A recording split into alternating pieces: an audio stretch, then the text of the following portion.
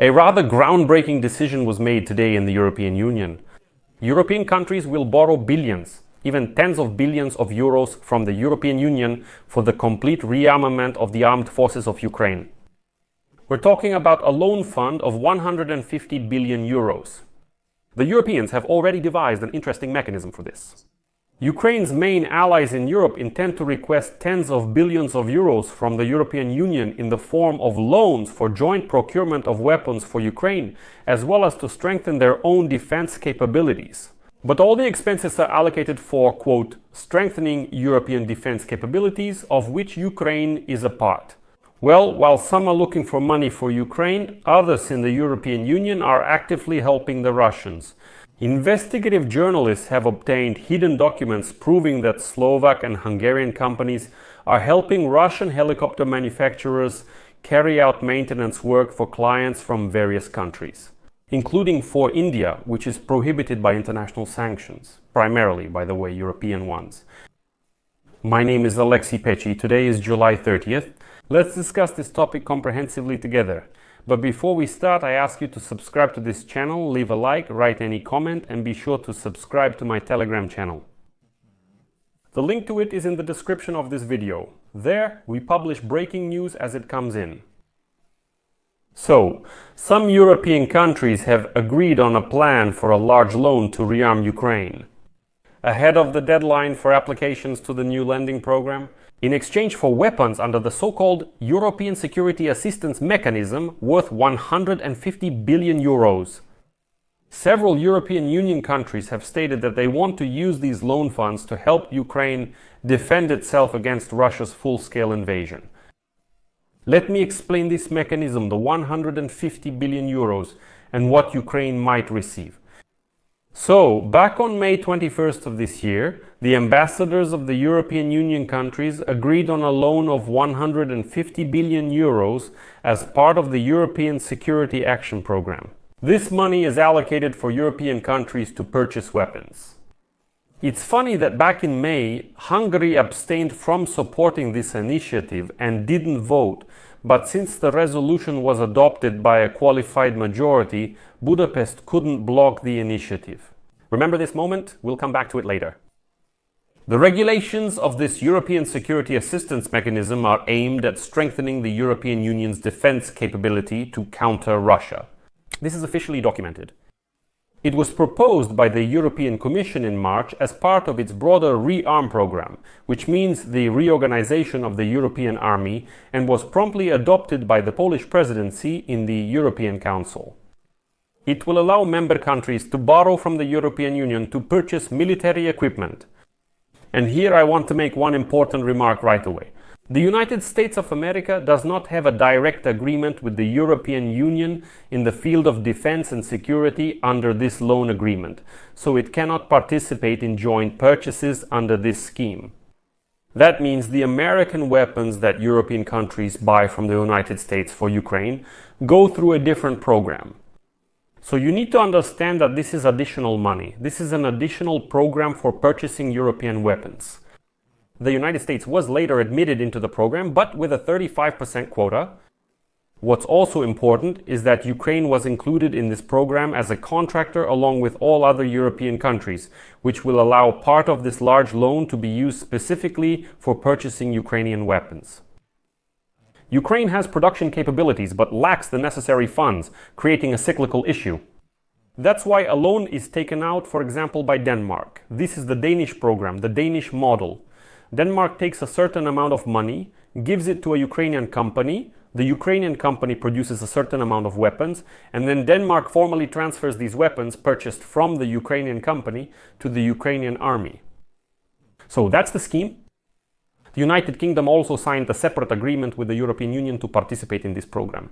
And as of today, Belgium, Bulgaria, Cyprus, the Czech Republic, Estonia, Spain, Finland, Latvia, Greece, Hungary and Lithuania have officially expressed interest in receiving loans. That is, they have already applied to receive their share of the 150 billion euros as a loan to spend it on purchasing weapons. First and foremost, for Ukraine. It's amusing to see Hungary here. That is, Hungary, which opposed this program in May, was actually one of the first to apply for a loan in July. But we'll get to Hungary later. They're real hypocrites. By jointly purchasing weapons through this scheme, countries can get a lower price than if they bought them separately and then supplied these weapons to Ukraine. According to people familiar with the government's plans, France is also likely to apply for loans, while Germany, Sweden and the Netherlands will refuse the loans and will purchase weapons with their own money. However, even countries that do not take out loans can still reduce their spending on supplying weapons by participating in these joint purchases. European countries are facing increasing pressure that forces them to boost their own weapons stockpiles and increase military aid to Ukraine, after President Donald Trump made it clear that he does not wish to continue funding Kyiv's military efforts. European Union countries are also exploring the possibility of directly purchasing weapons from Ukrainian companies, which is encouraged as part of this program. This would allow Kyiv to increase the scale of its defense production and technological integration with the European Union. But here's the next question. What kind of loan is this for 150 billion euros? Brussels proposed a loan with a 45-year repayment period and an advance payment of up to 15%.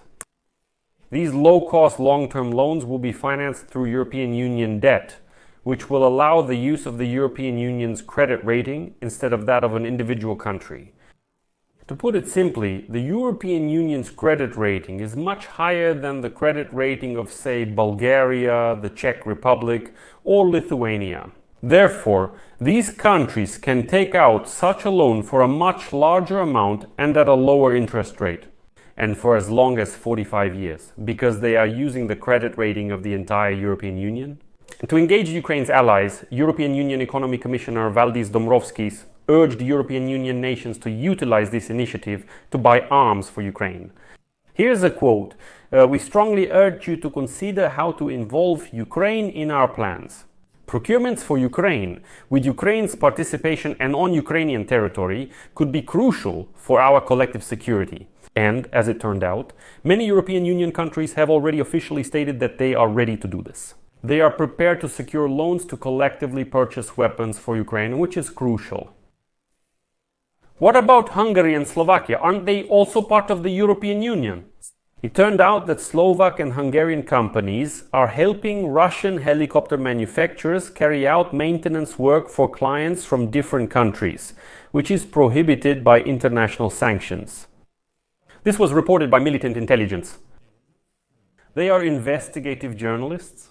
And now the investigators have obtained a series of letters in which Slovak and Hungarian companies offer their clients maintenance services for helicopters from NCV-MIL and KAMOV Joint Stock Company and the Kazan helicopter plant. Both are part of Rostec. That's a joint stock company called Russian Helicopters. They are already part of Rostec.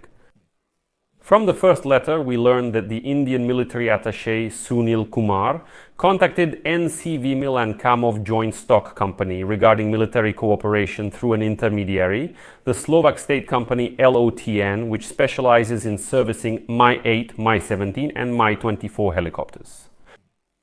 In the second letter, the Hungarian contractor Milspace, not suspecting that the data would leak online, openly admits to its clients from Mexico that yes, it cooperates with Russian companies despite European sanctions. And in this letter, they even reveal the entire scheme for bypassing the sanctions. And now, attention, here's a quote from the letter. The Kazan helicopter plant, AONTSV Milikamov, and joint stock company Russian Helicopters are under sanctions because of the war in Ukraine, so no one can work with them directly. But we found a solution. Work through us. Hungarians to Mexicans. Despite sanctions, we have a scheme set up to help out. Let's work through us. That's how Hungary and Slovakia behave. Moreover, investigators say that these are probably just two cases, but there could be dozens like these. When? Yes, they don't work directly with Russians, but through these shell companies in intermediary countries like Hungary and Slovakia, these kinds of schemes happen. So friends, I'll leave it at that for now. Share your opinions and conclusions in the comments under this episode, subscribe to the channel, give it a like and hit the bell icon. If you want to support the work of this channel, you can do so with any donation using the links and details in the description of this video. That's all for now. Take care. Goodbye, everyone.